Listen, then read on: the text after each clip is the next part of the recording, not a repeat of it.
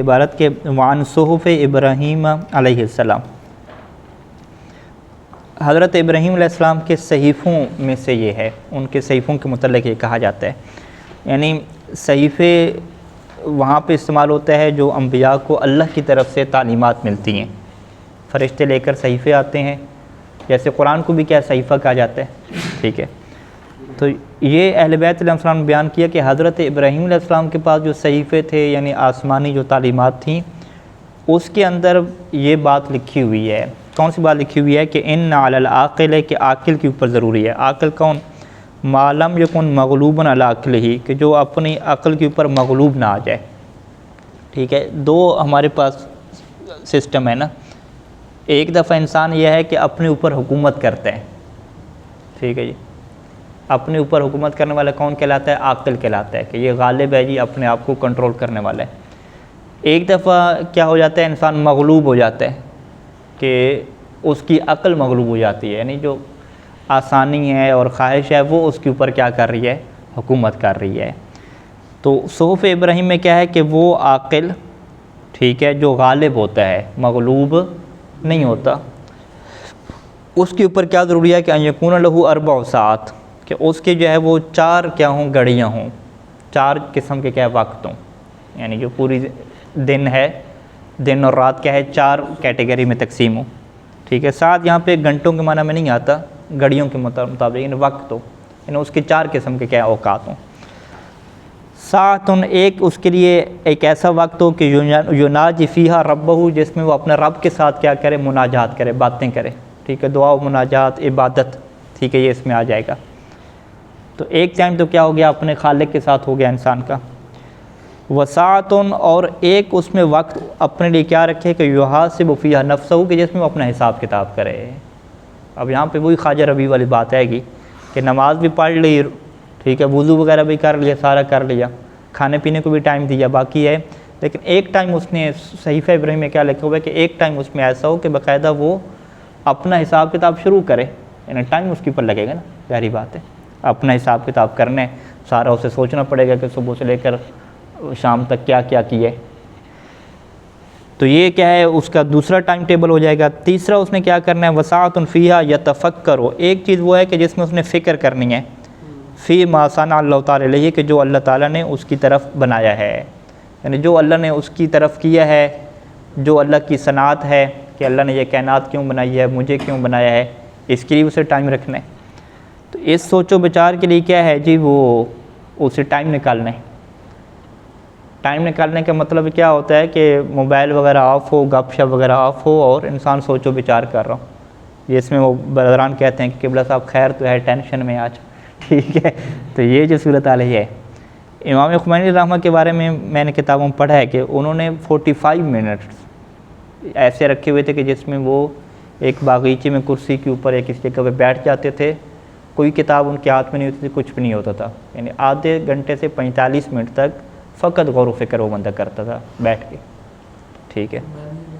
ہاں، ہمارے لیے 5-10 منٹ بیٹھنا مشکل ہو جاتا ہے، ٹھیک ہے، 5-10 منٹ ایسے بیٹھیں تو موبائل کے بغیر بیٹھیں، بات چیت کے بغیر بیٹھیں، 5-10 منٹ بیٹھنا یہ مشکل ہے۔ تو جو بندہ 45 منٹ یا آدھا گھنٹہ بیٹھ کے سوچ و بچار کر رہا ہو تو وہ اپنے آپ کو کتنا مضبوط بنائے گا۔ تو یہ صحف ابراہیم میں ہے کہ باقاعدہ اس میں ایک وقت آپ کا خاص ہو تفکر کے لیے، غور و فکر کرنے کے لیے۔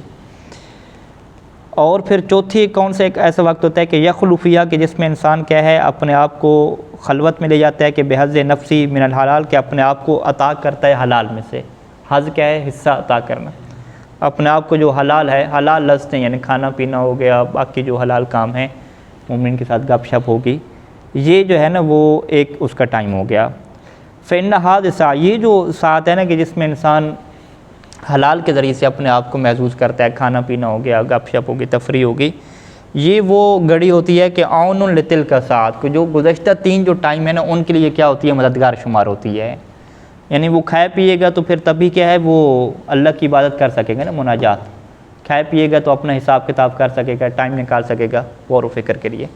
تو اصل میں اس کا مطلب کیا ہے اس صحیفے کا؟ کہ یہ جو چوتھا سسٹم ہے نا، کھانے پینے والا اور حلال سے فائدہ کرنے والا، یہ حقیقت میں مقدمہ بن رہا ہے، ٹھیک ہے، یہ ایک قسم کے اپنے آپ کو ہتھیاروں سے لیس کرنا ہے. اصل وہ کام 3 ہی ہیں, ٹھیک ہے. اس میں پہلے نمبر پہ اللہ کی عبادت ہے, دوسرے نمبر پہ کیا ہے جی اپنا محاسبہ ہے, اور تیسرے نمبر پہ کیا ہے تفکر ہے, غور و فکر ہے. اچھا, یہ ان گھڑیوں کے لیے کیا ہے مددگار ہے. وہ استجمام القلوب تودیع لہا, اور یہ کیا ہے جی دلوں کو استجمام ہے. استجمام کا لفظ کیا کیا جاتا ہے کہ آرام دینے کے معنی میں ہے, ٹھیک ہے جی, آرام و سکون اور فراغت, ٹھیک ہے. یہ دلوں کا آرام ہے. اور تودیع لہا, تودیع بھی ہے کسی چیز کو چھوڑ دینا, فارغ کر دینا, اور دلوں کو کیا ہے آسانی دینا ہے, ٹھیک ہے. یعنی انسان کے دل تھک جائیں گے ان کاموں سے, تو اس تھکاوٹ کو حلال کے ذریعے سے انسان کیا کرتا ہے, ختم کرتا ہے, ٹھیک ہے جی. اس 3 نمبر میں کیا ہے, نیچے ایک حاشیہ ہے وسائل الشیعہ سے, اس میں جو باب باندھا گیا ہے وجوب محاسبت نفس کل یومن, کہ ہر دن انسان کے لیے اپنا حساب کتاب کرنا واجب ہے. یعنی یہ وسائل الشیعہ لکھنے والے کون ہیں جی؟ شیخ خرِ عاملی علیہ رحمہ. انہوں نے کیا طریقہ کتاب میں اپنایا ہے کہ کتاب کے اوپر یہ کیا دیتے ہیں, فتویٰ دیتے ہیں عنوان لکھ کر نا, نیچے کیا لکھتے ہیں, حدیثیں لکھتے ہیں. وہ جو کہتے نہیں ہیں ہمارے یہاں کہ جی آپ حدیثوں کو ریفرنس بھی دیں فتویٰ دیتے ہوئے, انہوں نے یہ کام کیا. انہوں نے اوپر فتویٰ لکھا, نیچے کیا لکھی, حدیثیں لکھی. تو انہوں نے حدیثوں کے ذریعے سے یہ فتویٰ دیا کہ وجوب محاسبت نفس کل یوم, کہ ہر انسان کے اوپر واجب ہے کہ روزانہ اپنا کیا کرے, محاسبہ کرے, ٹھیک ہے. یعنی روزانہ کی بنیاد پہ, یہ نہیں ہے کہ ٹائم نہیں ملا انسان نے اپنا محاسبہ نہیں کیا, ایسا نہیں ہے. جس طرح آپ یہ نہیں کہہ سکتے کہ مجھے ٹائم نہیں ملا نماز ظہر پڑھنے کا, ٹھیک ہے.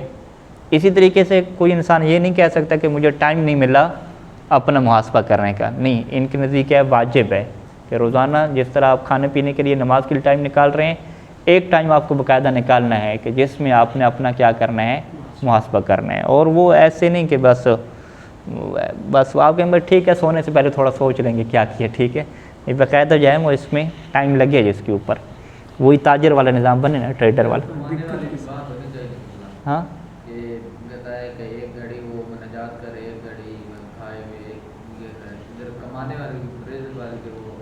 ہاں وہی ہے نا, وہ حلال والا ہے نا, جو چوتھے نمبر پہ نہیں ہے کہ حلال کے ذریعے سے اپنے آپ کو رکھنا, تو یہ کمانا عبادت ہے نا, حلال کام. اس میں وہ اس میں آ جائے گا سر. اچھا, اب اس باب میں کیا ہے, انہوں نے یہ فتویٰ جب اوپر لکھا کہ بھئی وہ محاسبہ ہر دن واجب ہے, تو نیچے انہوں نے حدیث لکھی. ان حدیثوں میں سے یہ ایک حدیث ہے کہ جس میں ابو ذر غفاری جو صحابی ہیں, صحابی رسول ہیں, ابو ذر کے اللہ کے رسول سے بہت زیادہ سوالات ہیں, یعنی اخلاق کی بحثیں بہت زیادہ, غیبت کے متعلق ہیں, ہر چیز کے متعلق ہیں. ان میں سے جناب ابو ذر نے جو ہے وہ اللہ کے رسول سے یہ سوال پوچھا تھا کہ یہ جو صحف ابراہیم کی بات آپ کرتے ہیں کہ حضرت ابراہیم کے صحیفوں میں یہ بات لکھی ہوئی تھی, تو وہ صحیفے کیا تھے, اس کے اندر کیا تعلیمات لکھی ہوئی تھیں, ٹھیک ہے جی. عن ابی ذر رضوان اللہ علیہ فی حدیث قال قلت یا رسول اللہ فما کان صحف ابراہیم علیہ السلام, کہ یہ صحف ابراہیم علیہ السلام کیا تھے. قال, تو آپ نے فرمایا کہ کانت امثالا کلها, کہ یہ ساری کی ساری کیا تھیں, ضرب الامثال تھیں, ٹھیک ہے. اس کے اندر کیا لکھی ہوئی تھی, جو ضرب المثل ہم کہتے ہیں نا, اردو میں کیا کہتے ہیں, ضرب المثل ہی کہتے ہیں, ضرب المثل کہتے ہیں, ٹھیک ہے. اس میں مثلا اللہ کے رسول نے یہ بات پڑھی کہ ایھا الملک المبتلا المغرور, اس میں یوں لکھا ہوا ہے کہ اے وہ بادشاہ المبتلا المغرور, کہ جس سے آزمایا جا رہا ہے, جو جس سے دھوکہ دیا جا رہا ہے. انی لم ابعثک, میں نے تمہیں نہیں بھیجا, لتجمع الدنیا بعض علی بعض, تاکہ تم دنیا کو کیا ہے جمع کرو, بعض کو بعض پہ, دنیا کے اوپر دنیا جمع کرتے جاؤ. ولیکن بعثتک, میں نے تمہیں کیوں بھیجا, یعنی تمہیں کیوں بادشاہ بنایا, لترد عنی دعوت المظلوم, تاکہ تم مجھ سے مظلوم کی دعوت کو روک لو. یعنی مظلوم جب بھی پکارے تو تم اس کی بات ختم کر دو, اسے مجھ سے کیا مانگنے کی ضرورت ہی نہ پڑے. فإنی لا اردها وإن كان من کافر, کیونکہ میری کیا روش ہے, اللہ فرماتا ہے کہ میں مظلوم کی دعوت کو رد نہیں کرتا, اگرچہ وہ مظلوم کیا ہو, کافر ہی کیوں نہ ہو, ٹھیک ہے. تو اسی وجہ سے ہمارے اوپر بھی ہے کہ مذہب دیکھے بغیر, مظلوم کا مذہب نہیں دیکھنا بھی, مظلوم جو بھی ہے, کافر ہے, سنی ہے, شیعہ ہے, اس کے ساتھ کیا ہونا ہے, کھڑا ہونا ہے, اس کی دعوت کو رد نہیں کرنا. وعلی العاقل, اور عاقل کے اوپر کیا ہے, ما لم یکن مغلوبا, عاقل کے اوپر جب تک وہ مغلوب نہیں ہوتا, جب تک وہ غالب رہتا ہے, اس کے اوپر کیا ہوتا ہے کہ ان تکون لہ ساعات, کہ اس کی کیا گھڑیاں اس طریقے سے تقسیم ہوں کہ ساعۃ یناجی فیہا ربہ, ایک گھڑی وہ کہ جس میں وہ اپنے رب کی مناجات کرے، ایک وہ کہ جس میں یحاسب نفسہ وساعت یتفکر فیہا صنع اللہ الیہ، اور ایک وہ ساتھ ہے کہ جس میں وہ اللہ نے جو اس کے ساتھ کیا ہے یا جو کر رہا ہے کائنات میں اس کے اوپر غور و فکر کرے، اور ایک وہ ساتھ ہو کہ یخلو فیہا بحظ نفس من الحلال، کہ جس میں وہ اپنے آپ کو ٹائم دے حلال کے ذریعے سے، حظ نفس یعنی اپنے آپ کو ٹائم دینا حلال کے ذریعے سے۔ فإن حادثہ، کیونکہ یہ جو ٹائم ہے نا اپنے آپ کے لیے حلال کے ذریعے سے آمادہ کرنا، یہ وہ ساتھ ہے کہ جو ان گھڑیوں کے لیے انسان کے لیے مفید ہوتی ہے، اور قلب کے لیے کیا ہے راحت ہے، اور اس کو کیا ہے ہلکا کرنا ہے، دلوں کو ہلکا کرنا ہے، تفریق رہا ہے۔ ٹھیک ہے جی، یہاں تک محاسبہ نفس کی بات ختم ہوتی ہے، اور اگلا عنوان جو مصنف نے مانا ہے وہ مراقبۃ النفس ہے۔ محاسبہ اور مراقبہ میں کیا فرق ہے جی؟ محاسبہ تو واضح ہو گیا نا، حساب کتاب کرنا، جس طرح تاجر کرتا ہے بزنس مین۔ مراقبہ کا کیا مطلب ہوتا ہے؟ دیکھ بھال کرنا، نگرانی جسے کہتے ہیں۔ ٹھیک ہے جی، کہ فقط حساب کتاب کر کے چھوڑ نہ دے، حساب کتاب کر ٹھیک ہے جی میں حساب کتاب کر لیا، نگرانی بھی کرنی ہے، اس سے بچانا بھی ہے۔ ٹھیک ہے، مراقبۃ النفس، المراقبہ فعلیک بنیہ بہا، یوں ہوگا المراقبۃ فعلیک بنیہ بہا، تمہارے لیے کیا ہے یہ مراقبہ کیا ہے ضروری ہے، علیکہ واجب ہے۔ کیسے؟ بے ملاحظت حضور رب و اطلاع علیکہ، کہ تم اس چیز کو اپنے لحاظ میں لے کر آؤ، اپنی سوچ میں لے کر آؤ کہ رب حاضر ہے، اور رب کیا ہے تمہارے اوپر مطلع ہے، اطلاع رکھتا ہے۔ فی کل حالات کا و حرکات کا، تمہاری ہر قسم کی حالت اور ہر قسم کی حرکت کے اوپر رب کو اطلاع ہے۔ وافعال کا وقوال کا وانفاس کا وخاطرات کا، تمہارے جو بھی افعال ہیں، تمہارے جو بھی اقوال ہیں، جو تم بات کر رہے ہو، انفاس اور خطرات، جو تمہاری جو سانسیں ہیں، اور خطرات کیا کہتے ہیں؟ جو چیز ذہن میں آ جاتی ہے، خطر علی بالی، جو چیز ذہن میں آ جانا، اس کے اوپر کیا اللہ آگاہ ہے۔ وہ خطوات کا، تمہارے جو اقدام ہیں، جو قدم اٹھا رہے ہو تم، وہ لحظات ہے کیا تمہارے جو لحظے گزر رہے ہیں، ہر چیز کے اوپر کیا ہے اللہ آگاہ ہے۔ فآثر، پس تم ترجیح دو، آثر یؤثر کیا ہے ترجیح دینا، کسی چیز کو کیا ہے اپنا لینا، تم اسی چیز کو ترجیح دو کہ ما آثر اللہ سبحانہ، کہ جس کو اللہ نے کیا ہے ترجیح دی ہے، واختر، اور اسی کو اختیار کرو کہ جس کو اللہ نے اختیار کیا ہے۔ وقد حکیہ، اور یہ حکایت کی جاتی ہے کہ ان لقمان قال لابنہ، کہ لقمان نے اپنے بیٹے سے کیا کہا تھا کہ یا بنیہ، اے میرے بیٹے، اذا راقبت اللہ تعالی لم تقدم علی معصیۃ ابدا، کہ جب تم اللہ کی مراقبت کرو۔ یہاں پہ مراقبت کا کیا مطلب ہے؟ ٹھیک ہے، یہاں پہ ہے اللہ کو ملحوظ خاطر رکھنا، جو اوپر ہے، یعنی اللہ کا خوف کرنا، کہ اے میرے بیٹے جب تم اللہ کو کیا ہے ملحوظ خاطر رکھو گے اور اللہ کو اپنے ذہن میں رکھو گے تو لم تقدم علی معصیۃ ابدا، تو تم معصیت کے اوپر کبھی بھی نہیں جاؤ گے۔ لأنہ بمجرد التفات کا، کیونکہ تم جیسے ہی توجہ کرو گے کہ الی انہ یراک، کہ وہ تمہیں دیکھ رہا ہے، وہ یطلع علیک، اور تمہارے اوپر مطلع ہے، کیمرے لگے ہوئے ہیں، جیسے انسان کو پتہ چلتا ہے کیمرے لگے ہوئے ہیں تو وہ سیدھا ہو جاتا ہے، تو یمنعک الحیاء من مخالفتی، تو تمہیں جو حیا ہے وہ اس کی مخالفت سے روک دے گا۔ حیا، شرم و حیا کو کہتے ہیں کہ میرا خالق ہے، میرا مالک ہے، مجھے دیکھ رہا ہے، اس نے منع بھی کیا ہے، پھر میں کیوں یہ کام کر رہا ہوں۔ تو یہ اسی عاقل کے لیے ہے کہ جو عاقل مغلوب نہیں ہوتا، غالب ہوتا ہے، وہ کرنا یہ شرم و حیا آتی ہی نہیں ہے۔ اچھا، اگلی جو مصنف نے نقطہ اٹھایا وہ تفکر کا اٹھایا۔ فاوصی کا بنیہ بہی، اے میرے بیٹے میں تمہیں وصیت کرتا ہوں اسی غور و فکر کرنے کی، تفکر کرنے کی۔ فإنہ من اعظم اسباب تنبہ النفس، کیونکہ یہ سب سے بڑے اسباب ہیں کس چیز کے؟ نفس کے متنبہ اور متوجہ ہونے کے، وصفاء القلب، اور دل کے صاف ہونے کے، وَلَهُ مدخل عظیم، اور اس کو بہت بڑا دخل ہے کس چیز میں جی؟ فی رفع القدورات، اس میل کچیل کو ختم کرنے میں۔ قدور کسے کہتے ہیں؟ میل کچیل کو کہتے ہیں، نفرت کے معنی میں بھی آتے ہیں، ٹھیک ہے، قدورت بھی کہتے ہیں، ٹھیک ہے، وکسر شہوات، اور شہوات کو توڑنے میں اسی تفکر کا ہے۔ وہ کہتے نہیں ہے کہ انسان کے ذہن سے ساری چیز شروع ہوتی ہے، ٹھیک ہے، تو ذہن کے جو کنٹرول کرنا ہے، اسلام نے اس کے اوپر بڑی اہمیت دی ہے کہ ذہن کے اوپر غور و فکر انسان کرے۔ وہ تجافی، اور اس کا بڑا دخل ہے تفکر کا، تجافی دور ہو جانا، عن دار الغرور، دار غرور سے کیا ہے؟ دور ہو جانا، کنارہ کش ہو جانا۔ دار غرور کسے کہتے ہیں؟ دھوکے کا گھر، دنیا جو ہے، ٹھیک ہے۔ والتوجہ، اور انسان متوجہ ہو جاتا ہے الی دار الخلود والسرور، خلود ہمیشہ رہنے کا اور خوشی کا جو گھر ہے۔ وَأَنَّهُ رَأْسُ العبادات، اور یہ جو تفکر ہے یہ عبادات کا رأس ہے، یعنی یہ عبادات کے اوپر ہے، سر ہے عبادات کا، اور ہمیں پتہ ہے کہ جب سر کاٹ دیا جائے پیچھے کچھ بھی نہیں بچتا۔ وَرَئِيسُهَا، اور عبادت کی جو سردار ہے یہی تفکر ہے، کہنا میں یہی تفکر ہے۔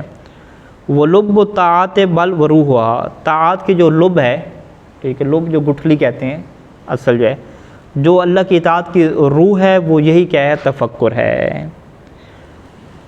اب یہ ایک نتیجہ نکالا مختلف روایات سے مصنف نے کہ سب سے جو بڑی عبادت ہے تفکر ہے، یعنی جیسے ہم نے مثال دی کہ آدھا گھنٹہ یا 10 منٹ پہ انسان موبائل وغیرہ بند کر کے گپ شپ بھی نہیں کر رہا، سوچ و بچار کر رہے، تو یہ نہیں ہے کہ وہ یہ سمجھے کہ میرا ٹائم ضائع ہو رہا ہے، ٹھیک ہے، نہیں، یہ عبادت ہو رہی ہے۔ اچھا وہ کہے کہ بھئی یہ تو تھوڑی عبادت ہو رہی ہے، اصل مجھے عبادت اور کرنی چاہیے، نماز وغیرہ پڑھوں، قرآن پڑھوں، نہیں، یہ سب سے بڑی کیا عبادت ہے؟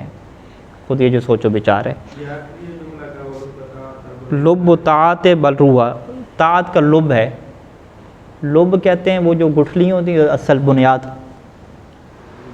تمام جو اللہ کی اطاعتیں انسان کی ہوتی ہے اس کے پیچھے یہ کھڑی ہے، تفکر کھڑی ہے، روح ہے اس کی اطاعت کی، ٹھیک ہے۔ وقد ورد، اور یہ روایات میں موجود ہے کہ ان افضل العبادت التفکر، کہ سب سے جو بڑی افضل عبادت ہے وہ تفکر، غور و فکر کرنا۔ کہ کس کے بارے میں غور و فکر کرنا؟ اللہ تعالیٰ کے متعلق اور اس کی قدرت کے متعلق، ٹھیک ہے جی، کہ کیا قدرت ہے اللہ کی، کیا شان ہے، ٹھیک ہے۔ تو یہ جو غور و فکر ہم کیا کہتے ہیں بعض کا کہ یہ بوڑھے لوگوں کا یہ کام ہے کہ وہ غور و فکر کر رہے ہیں کہ کیسے جی رہے ہیں، حالانکہ یہ بہت بڑی عبادت ہے، ٹھیک ہے۔ اچھا، وعلّلہ، اور اس کی یہ علت بیان کی گئی ہے کہ بأن الفکر یوصل العبد الی اللہ سبحانہ، کہ یہ جو فکر ہے نا، غور و فکر کرنا کائنات کے متعلق، قدرت کے متعلق، یہ وہ چیز ہے کہ جو انسان کو پہنچا دیتی ہے اللہ تعالیٰ کی طرف، یوصل العبد الی اللہ سبحانہ، یعنی انسان کا بڑا گہرا تعلق بن جاتا ہے اپنے مالک کے ساتھ، اپنے خالق کے ساتھ۔ جو کائنات کے بارے میں غور و فکر نہیں کرتا، سوچتا نہیں ہے، وہ اپنے اللہ سے نہیں جوڑتا پھر، ٹھیک ہے۔ تو اللہ سے جڑنے کا مطلب کیا ہے کہ ہم جو اللہ ہے اور اس کی جو قدرت ہے، جو اس کی شان ہے، اس کے بارے میں کیا غور و فکر کریں، ٹھیک ہے جی۔ اچھا، فکر کہاں پہ پہنچائے گی؟ اللہ تعالیٰ کی طرف پہنچائے گی۔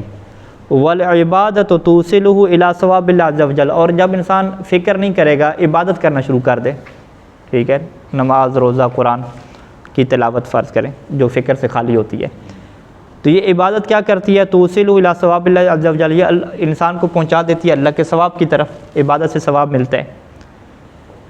فکر سے انسان کو اللہ ملا اور عبادت سے کیا ملا؟ ثواب ملا۔ والذی یوصل الیہ تعالی خیر مما یوصل الی ثوابہ، اب یہ قانون آ گیا، والذی، اور وہ چیز جو یوصل، جو پہنچاتی ہے، الیہ تعالی، اللہ تعالیٰ کی طرف، وہ خیر ہے، وہ افضل ہوتی ہے، بہتر ہوتی ہے اس چیز سے کہ جو اسے اس کے ثواب کی طرف پہنچاتی ہے۔ وَبِأَنَّ الْفِكْرَ عَمَلُ الْقَلْبِ، یہ پہلی دلیل ہوگی، ٹھیک ہے۔ ہم کیا کہیں گے کہ فکر عبادت سے کیوں افضل ہے؟ عبادت یعنی نماز روزہ سے، تو اس کی پہلی دلیل کیا ہے کہ عبادت انسان کو پہنچاتی ہے کس کی طرف؟ ثواب کی طرف، اور فکر پہنچاتی ہے اللہ کی طرف، اور اللہ کی طرف جو چیز پہنچائے وہ بہتر ہوتی ہے اس کے ثواب کی طرف پہنچانے والی۔ دوسری دلیل کیا ہے کہ بِأَنَّ الْفِكْرَ عَمَلُ الْقَلْبِ، کہ فکر دل کا کام ہے، قلب وہی عقل اور شعور کے معنی میں استعمال ہوتا ہے۔ فکر کرنا اعضاء و جوارح کا کام نہیں ہے، اس میں انسان نے کچھ زبان سے پڑھنا نہیں ہے، انسان نے سجدے کے لیے جھکنا نہیں ہے، بس بیٹھ کے سوچنا ہی ہے، دل کا کام ہے۔ والعبادہ عمل الجوارح، جب کہ جو عبادت ہے، نماز روزہ وغیرہ، یہ کس کا عمل ہے؟ اعضاء و جوارح کا عمل ہے۔ پھر والقلب اشرف من سائر الجوارح، اور انسان کا جو دل ہے یہ تمام اعضاء و جوارح سے زیادہ کیا ہے؟ اشرف ہے، زیادہ شرف ہے، اس کی زیادہ کیا ہے؟ شرف، یعنی اس کی زیادہ عزت ہے، زیادہ اہمیت ہے، ٹھیک ہے۔ تمام اعضاء و جوارح میں جو انسان کے قلب اور انسان کی عقل ہے اس کی زیادہ عزت ہے۔ فَعَمَلُهُ يَقْتَضِي، پس جو اس کا عمل ہوگا نا، اسی قلب کا عمل ہوگا، وہ تقاضا کرے گا کہ ان یکون اشرف، کہ زیادہ عزت والا ہو، زیادہ شرف والا ہو، زیادہ افضل ہو جائے، من عمل سائر الجوارح، باقی اعضاء و جوارح کے عمل سے۔ تو یہ دو دلیلیں ہو گئیں۔ تیسری دلیل روایت سے ہے۔ کس بات کے اوپر دلیل؟ کہ فکر جو ہے وہ افضل ہے عبادت سے۔ تیسری کیا روایات ہیں ہمارے پاس، ان روایات میں کیا کیا گیا کہ ان تفکر ساعۃ، کہ ایک گھڑی کی جو فکر کرنا ہے، خیر من عبادت سنۃ، وہ ایک سال کی عبادت سے افضل ہے۔ کچھ روایات میں یہ ہے، کچھ روایات میں کیا ہے 60 سنۃ، 60 سالوں کی عبادت سے افضل ہے، کچھ میں کیا ہے 70 سنۃ، 70 سالوں کی۔ اللہ اختلاف سے روایات مختلف ہیں۔ ان روایات کے مختلف ہونے کا کیا مطلب ہے، مصنف اس کی وضاحت کرتے ہیں۔ وہ جس طریقے سے زیارت امام حسین علیہ السلام کے ثواب کی مختلف روایات ہیں، کسی میں 1 حج، کسی میں 10 حج، کسی میں 100 حج، کسی میں 1000 حج، ٹھیک ہے، تو اس میں علماء نے کیا تفسیر بیان کی کہ وہ انسان کی جتنی معرفت ہوتی ہے، یعنی جتنا انسان کے پاس تقوی ہوتا ہے اور جتنا علم ہوتا ہے، اس اعتبار سے اس کو ثواب ملتا ہے۔ تو ایک جو عام انسان جو باہر سے زیارت کرنے کے لیے آ رہا ہے، اس کی زیارت کا ثواب اور ہے۔ ایک بات تقوی ہے، اس کی زیارت کا ثواب اور ہے، اور تقوی کے ساتھ ساتھ اس کے پاس قرآن کا علم ہے، دین کا علم ہے، معرفت ہے، شعور ہے، اس کا ثواب اور ہے، ٹھیک ہے۔ تو اسی طریقے مصنف کہتے ہیں کہ المحمول ہے، یہ جو اختلاف روایات ہے اس کو ہم حمل کریں گے، کس معنی کے اوپر لے کر جائیں گے کہ اعلیٰ اختلاف مراتب تفکرات، کہ جو خود تفکر کے مراتب ہیں نا اس میں اختلاف ہے، ٹھیک ہے جی۔ ایک بندہ جو ہے وہ کائنات کے بارے میں جو فکر کرتا ہے اس کا اور مرتبہ ہے، ایک کا مرتبہ اور ہے، ہر ایک کا فکر کا انداز الگ ہے۔ تو جس کا جتنا اچھا بہتر انداز ہے اس کو اس نے اس اعتبار سے کیا ملے گا، ثواب ملے گا۔ 3 دلیلیں ہوں گی جی۔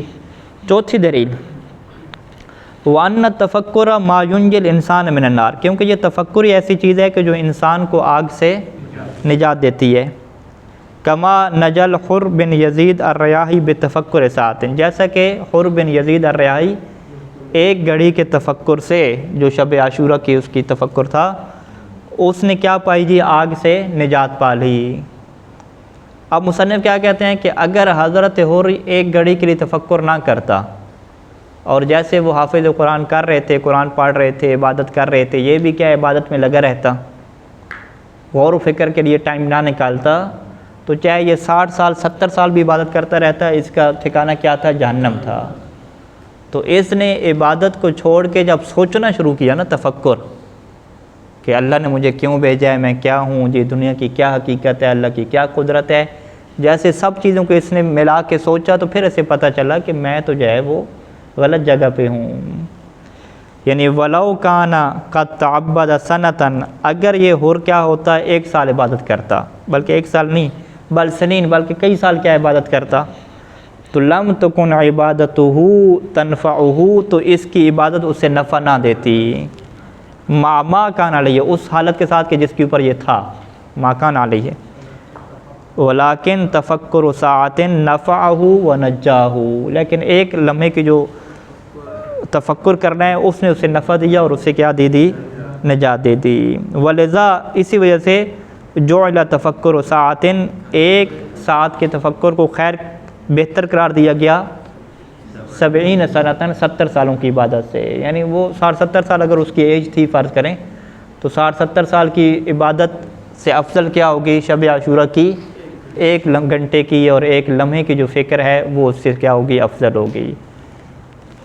اچھا، یہ چوتھی دلیل بن گئی، تفکر افضل ہوں گی۔ 5ویں دلیل کیا ہے کہ وارد انہ لیست العبادہ کثرت الصلاۃ والصوم، کہ عبادت یہ نہیں ہے کہ آپ کتنی زیادہ نماز پڑھ رہے ہیں اور کتنے روزے رکھ رہے ہیں، عبادت یہ ہے کہ اللہ کے متعلق کتنی سوچ و بچار کر رہے ہیں، اور یہ کام مشکل ہے۔ عبادت روزہ نماز میں تو انسان کیا ہے، پڑھنا ہے نا، پڑھتے جانا ہے، انسان پڑھ رہا ہے اور ذہن کدھر ہے، انسان کے کہیں اور پہ ہے، ٹھیک ہے، نماز شروع کی، نوافل شروع کی، اور ذہن کدھر پہ ہے، پاکستان میں ہے، اپنی شادی کے متعلق ہے، دیگر چیزوں کے متعلق ہے۔ لیکن اسی ذہن کو جب انسان فکر کے اوپر لے آئے گا کہ اب میں نے سوچنا اللہ کے متعلق، تو یہ بڑا مشکل ہے۔ 1-2 منٹ سوچے گا، 3 منٹ سوچے گا، زیادہ تو نہیں سوچ سکتا۔ تو جو زیادہ مشکل کام ہوتا ہے وہ زیادہ کیا ہوتا ہے، افضل ہوتا ہے۔ اچھا، یہ نیچے روایت کس سے ہے جی، امام رضا علیہ السلام سے ہے، الکافی سے ہے، کہ لیس العبادۃ کثرت الصلاۃ والصوم، کہ عبادت جو ہے وہ روزے اور نماز کا زیادہ ہونا نہیں ہے، بلکہ عبادت کیا ہے، اللہ کے معاملے میں امر معاملے کے معنی میں آتا ہے، ٹھیک ہے، اللہ کا جو بھی امر معاملہ ہے اس کے بارے میں غور و فکر کرنا ہے۔ یہ جو امر معاملہ کے معنی میں آتا ہے، اس کی جمع کیا ہوتی ہے؟ امور ہوتی ہے، امور معاملات۔ اور وہ امر جو حکم کے معنی میں آتا ہے اس کی جمع کیا ہوتی ہے؟ اوامر ہوتی ہے، ٹھیک ہے۔ لہٰذا امر یہاں پہ اس سے آپ یہ مراد نہ ہے کہ حکم ہی ہوتا ہے، نہیں، امر کے بہت سارے کیا معنی ہیں۔ تو اس حدیث میں ہم کیا معنی کریں گے؟ یعنی اللہ کے معاملے کے بارے میں، اللہ کی شان کے متعلق کیا ہے؟ غور و فکر کرنا۔ اچھا جی، اب مصنف کیا ہے اسے اپنے بیٹے کو تفکر کا کیا طریقہ بتاتے ہیں۔ فعلیک بنی بالتفکر، اے میرے بیٹے تمہاری پر ضروری ہے کہ تم غور و فکر کرو۔ اچھا، تارتاً کبھی کیا کرنا ہے تم نے؟ غور و فکر کرنا ہے فی حال الماضین، کہ جو گزشتہ لوگ گزر چکے ان کے حالت کے متعلق، کہ وہ کیسے زندگی گزارتے تھے، کیا شان و شوکت تھی، اور اب کیا ہو گئے۔ کہ وَأَنَّهُم مِّنْ أَيْنَ جَاءُوا، کہ وہ کہاں سے آئے تھے، وَإِلَىٰ أَيْنَ ذَهَبُوا، کہاں چلے گئے، وَمَا صَحَبُوا، کس کے ساتھ رہے، کتنے لوگ تھے، کیا شان تھی ان کی، وَلِمَنْ تَرَكُوا، کتنے لوگوں کو انہوں نے چھوڑ دیا، وَبِمَا اشْتَغَلُوا، اور کس چیز میں وہ مصروف ہو گئے، وَكَيْفَ عَنْ دُنْيَاهُمْ انْقَطَعُوا، اور کس طریقے سے وہ اپنی دنیا سے منقطع ہوئے، وَعَنْ نَعِيمِهَا حرم، اور دنیا کی نعمتوں سے محروم ہوئے، وَمَنْ كَانَ، اور وہ کہ لا يَطَأُ التُّرَابَ بِرِجْلِهِ، جو اپنے پاؤں سے مٹی کو روندتا نہیں تھا۔ یتا کیا؟ روند دینا، یعنی جو مٹی پہ اپنے قدم کو نہیں رکھتا تھا۔ وَكَانَ يَنَامُ، اور سوتا تھا، عَلَى الدِّيبَاجِ وَالْحَرِيرِ، ٹھیک ہے، ریشم اور خالص، دیباج بھی ریشم کو کہتے ہیں، حریر اور ریشم، یعنی خالص ریشم کے بستر پہ جو سونے والا تھا۔ وَيَمْشِي عَلَى الْأَرْضِ مَرَحًا، اور زمین کے اوپر کیا ہے؟ اکڑ کے چلنے والا تھا۔ کیف فارق المال، وہ کیسے اپنے سارے مال کو چھوڑ کے چلا گیا۔ وتارک العیال والاطفال، اپنے اہل و عیال اور بچوں کو چھوڑ کے چلا گیا۔ والقصور والدیار، قصور جو محل ہوتے ہیں، دیار کیا ہے؟ گھروں کو چھوڑ کے چلا گیا اپنے۔ والخدم والحشم، اپنے تمام نوکروں کو، اور حشم جو عظمت تھی اس کو چھوڑ کے چلا گیا۔ ولبس الکفن، اور کفن اس نے پہن لیا۔ ووضع خدہ اللطیف النظیف، اور اپنے اس رخسار کو جو بڑا لطیف تھا اور نازک تھا، نظیف صاف ستھرا تھا، اسے اس نے کس کے اوپر رکھ دیا؟ التراب، مٹی کے اوپر رکھ دیا۔ وصاحب الدودہ، اور کس کے ساتھ اب اس کا تعلق بن گیا؟ دودھ، دودھ کیڑوں کو کہتے ہیں، ٹھیک ہے جی۔ یہاں پہ جب ہم کھجوریں خریدتے ہیں تو دکان سے کہتے ہیں ماں بھی دودھ، اس کے اندر جو ہے وہ دودھ تو نہیں ہے، ٹھیک ہے، یعنی کیڑے تو نہیں ہیں اس کے اندر۔ وصاحبہ، یعنی اب وہ کس کے ساتھ رہنے لگ گیا؟ کس کے ساتھ ہی بن گیا؟ کیڑوں اور حیات، حیہ کی جمع حیات، سانپوں کا، یعنی کیڑوں اور سانپوں کے ساتھ وہ رہنے لگ گیا۔ وسکن القبر المظلم، اور وہ اس قبر میں رہنے لگ گیا کہ المظلم جو تاریک ہے، وحیدن جو اکیلی ہے، اکیلا، وحیدن یعنی بالکل یہ اکیلا رہنے لگ گیا، فریدن، فریدن بھی اکیلے کے معنی میں ہے، تن تنہا، تن تنہا کیا اس میں رہنے لگ گیا، ٹھیک ہے جی۔ اچھا، یہ جو مصنف نے اپنے بیٹے کو نصیحت کی ہے کہ اس طرح کا سوچنا ہے، اصل میں یہ مصنف نے لیا نہج البلاغہ سے۔ نہج البلاغہ میں امیر المومنین اسلام نے اس طرح کے غور و فکر کرنے کے متعلق کیا دعوت دی ہے، اور انشاءاللہ اگلے درس میں ہم جو اس کا حاشیہ ہے نہج البلاغہ سے امام کا جو خطبہ ہے اس کو ہم پڑھیں گے، اور وہاں سے یہ بات واضح ہوگی کہ ہم نے اپنی زندگی میں کتنا ٹائم نکالا کہ ہم ایسے لوگوں کے بارے میں کیا غور و فکر کریں، ٹھیک ہے جی۔ کیونکہ یہ بات پہلے میں کہہ چکا ہوں کہ اس طرح کے غور و فکر کرنے والے جو جملے ہوتے ہیں وہ بوڑھوں کے ہوتے ہیں، نوجوان کبھی اس چیز کی ٹینشن نہیں لیتے کہ ہم نے کیا سوچنا ہے، لیکن یہ ٹینشن ہر کسی کو کیا لینی ہے، تب یہ کیا بنے گی؟ عبادت بنے گی۔ اللہم صلی علی محمد۔